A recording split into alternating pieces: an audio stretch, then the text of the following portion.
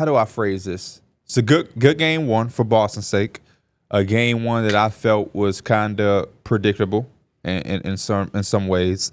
We did the playback stream. I was telling the guys that Tatum was going to guard Gafford and the different matchups, and they all checked out, and it made it tough for the Mavericks. And this is my point to people who picked the Mavericks.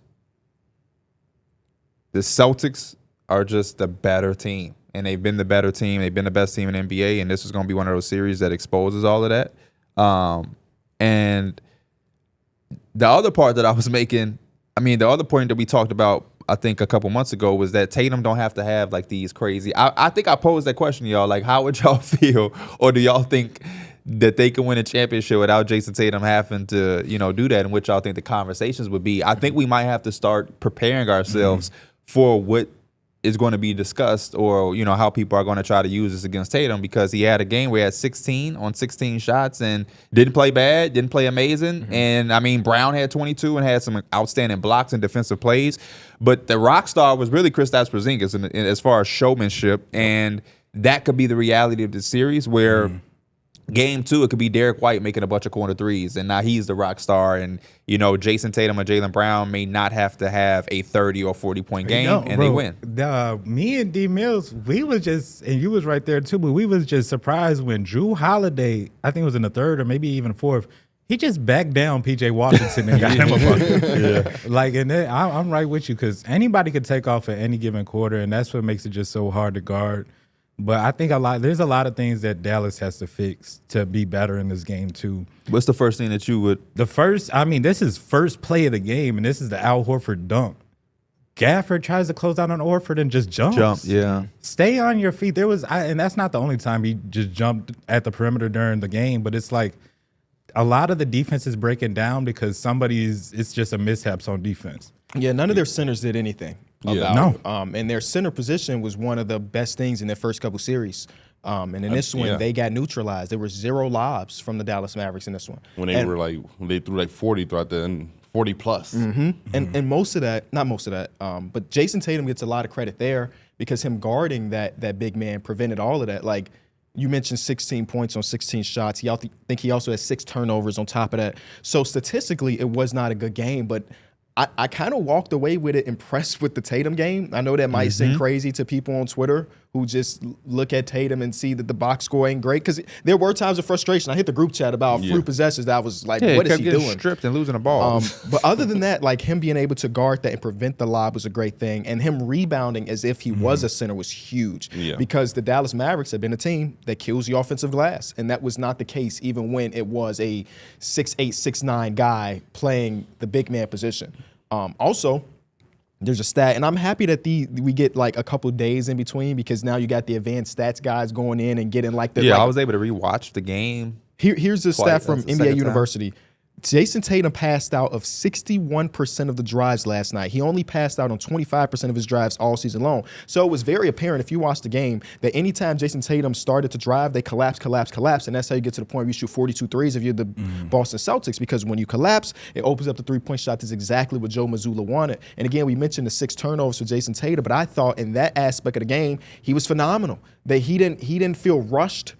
In most cases, again, 6 turnovers, there's a few of those, but he didn't feel rushed, and he made the right play more times than not. And those are the type of things. Of course, he didn't look like the top 10 player in basketball, but if he has a game like this again, I feel kind of okay with it. I do given too. the circumstances. Honestly, I think the Mavericks are still going to be like, Kyrie's going to hit more shots, and you got to count on that. And Luka to probably hit more shots. But his passing was infectious, because the one more pass was probably like, that was a big thing that was killing the Mavericks. Simple one mores. Like, they did it they were trying to keep matchups so much that they would, again, mess up their defense. There was plays where it's like wide open 3 because Jason Tatum, not even like a screen, but they just switched. Like simple movement, and Derrick Jones trying to fight through, and Luka's kind of like nowhere to be found. And it's just like, you're messing up the defense. Just stay in front of your man. A lot of times they were getting stops with just putting a hand up. The back doors, the simple stuff that killed them with the one more to the easy threes, that's what really hurt them. It's hard to stay in front of your man, though, because, number one, they're making Luka Doncic exert a lot of energy because Jaylen Brown is shading him up the court, not necessarily pressing him. I mean, he did get a couple of those turnovers in the backcourt, but I don't think that was the goal. I think it's just to make him work a little bit, bringing it up. They did the same thing defensively too, where they tried to get the Luka Doncic switch almost every possession, and then he make him work that way. Not only just for Luka, I feel like everybody working. I mean, a lot of times we was talking about how like they were packing the paint on teams. Gafford and Lively, they're all running out and trying to protect the three. And again, that's a lot of energy that they weren't exerting in other series. Yeah, because that was the point I was making about staying in front of guys. It's like the gap defense is there, and it's a constant tilt and rotation of the defense because the Celtics are doing such a good job of passing. And that was the most impressive part of the Tatum thing for me. And I was telling these two dudes when we was doing the playback stream was like, a lot of guys, I feel like, especially Tatum, knowing to talk around his name, I thought he would have tried to come out and press a little bit more with his shot, but those first possessions of not necessarily even like getting an assist, but just making the right pass like you was alluding to out of the drive, and it set up the team to make those extra passes. And I don't even know if you can call them hockey assists, but it was just a necessary pass to get the one more, and then I love Jaylen Brown's aggression of like when he got the one more, he didn't settle for the jump shot in the corners. He was attacking, which now makes the defense collapse even more. And now somebody, instead of having a good shot, had a great shot, which is an expression we've all heard in our basketball days of turning down a good shot to get a great one. And that just came out firing. D Mills, as a guy who picked the Mavericks, and there's a lot of basketball left, what are some of the issues that you've seen or some things that you took away and said, hey, they should build on that for game 2? Or down the line to get some wins? Well, one thing you can't go into a basketball game and your defense is scrambling like that. Like there was no continuity. There was no the Dallas Mavericks defense that we saw through the first 3 series where they looked even keeled, locked in on a string, and everybody was in rotation. That defense looked scrambled, lost. There was guys getting beat back door. There was cuts.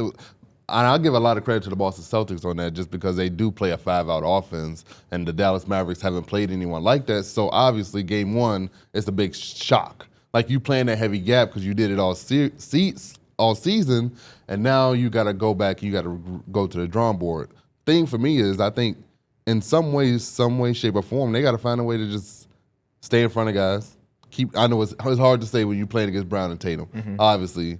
But you got to find a way to stay in front of guys, keep the defense locked in to where you're not scrambling and lost. Because like when that ball is moving, man, the Celtics, there's just so many weapons, so many options. And then Porzingis, when he played so good in that first quarter, it was just like, damn, what do you do if Porzingis is doing that and he's punishing you like that?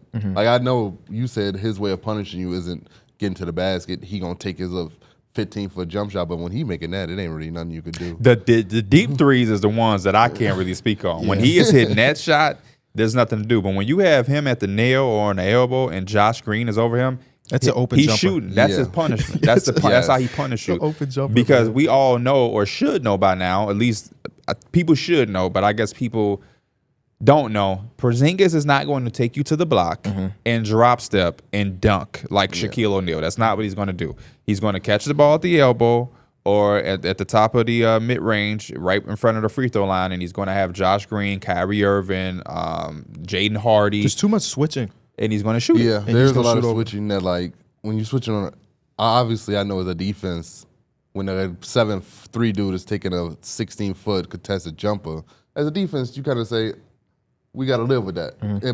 But when he making it, shit, it's just tough. Yeah, I think he shot 47% from the field, that deep mid-range area in the regular season, which is that's a quality shot for Kristaps Porzingis, and he got it time and time again. I don't know if Dallas is going to continue to live with that. I mean, I guess in a way you might have to because you can't take away everything.